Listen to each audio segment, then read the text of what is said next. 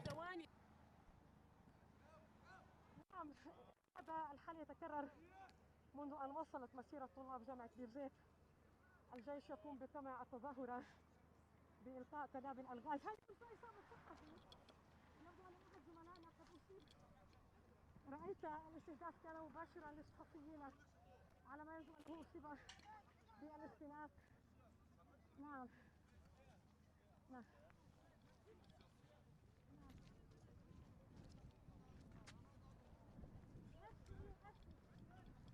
سأحاول أن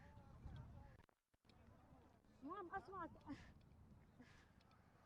أحاول أن أكثر أكثر لأرى ما الذي حدث. سأطلب من زميلي أن يصور ليقطع الأمر. أظن أنه أصاب بالاختراق نتيجة قنابل الغاز. من يا شباب متصوب؟ كريم شباب. نعم نعم.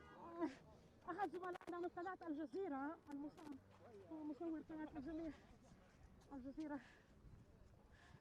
ايش الإصابة؟ راشي غاز إذا الإصابة